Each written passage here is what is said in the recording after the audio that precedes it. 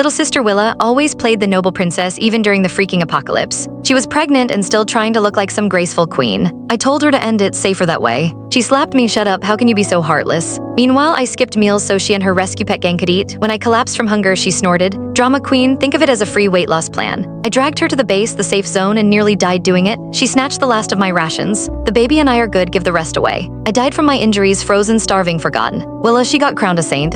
Even landed the baby daddy, the deputy governor, and kicked off her perfect little fairy tale. Then I woke up.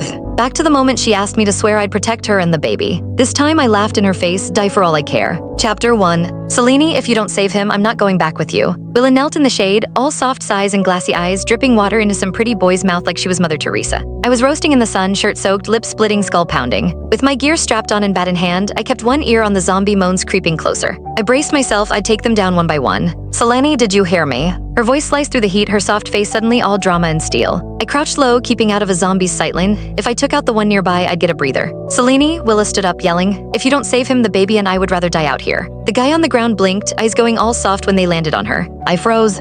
Willa's shout turned every zombie head our way. Even the ones in the back started sprinting, shrieking. Sweat dripped down my face. Yeah, I was stronger than most, but not horde level strong. Last time I thought Willa was just being careless, didn't know she'd done it on purpose. When I refused to save the guy, she flung herself into danger. So I stayed, fought off the swarm, took a bite to the arm. If I hadn't sliced it off, I'd be one of them. I barely made it back, spent 3 days burning with fever. Willa, she thought I'd turn, told everyone not to waste food on me. Something in me iced over, but I didn't blame her. She was my little sister, her and the baby, that was all I had left. Surviving meant sticking together. Once I got better, I walked her to the base. Even with the world ending, Willa still had her standards. Said she wanted to live with dignity and grace. Said I was the older one, so taking care of her was my job. Our parents raised me that way, I didn't question it. Even with one arm, I always stood between her and danger, looked after her, put her first. Willa hated feeling dirty, so half the water we found went to her for washing up. She wanted to look proper, so I risked our necks just to take her outside to pee. Chapter 2. Willa was pregnant, and pregnant women needed double the nutrition. So I pushed myself to the edge, hunting down rare food. I felt bad for her, always gave her first pick. I got what was left, apple cores, scraps, whatever. Eventually, there wasn't even that. I went hungry. Still, Willa complained I was useless, couldn't even feed her and the baby. When I finally blacked out from hunger, I muttered, "Willa, there's not enough food, maybe it's better to give up the baby." She slapped me hard.